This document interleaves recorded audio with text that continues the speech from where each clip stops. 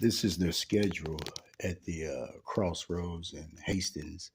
Again, they basically tell you when to take your medication. I'm disabled, receive ssdi. This is their schedule.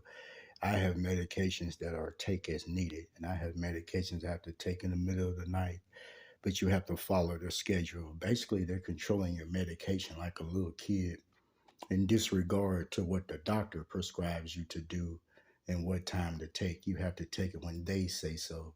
Thus can cause you health problems and better yet cause your life because of their silly little rules. Look at this.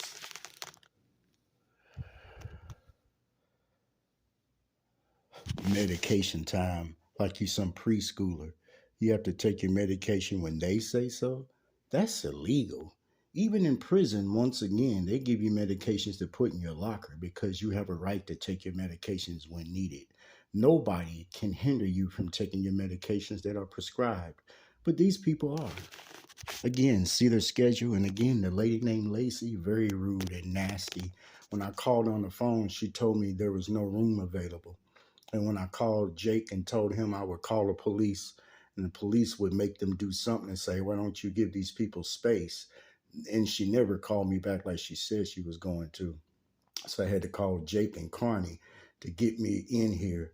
Then a Hispanic dude came last night.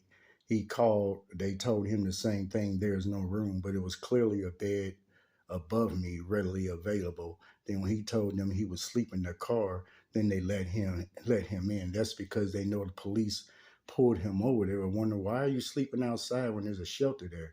Because the shelter doesn't want to lose their funds or be put on blast. These people here are very corrupt, racist, and biased. Again, look at their children's schedule. And if you're disabled, they force you to look for a job. I told them I'm not looking for no job. I'm physically disabled, showed in the documentation. I'm not doing none of that. I'll do a chore gladly, but I'm only going to do a chore that I can do. Jake said the same thing, only do what you can do.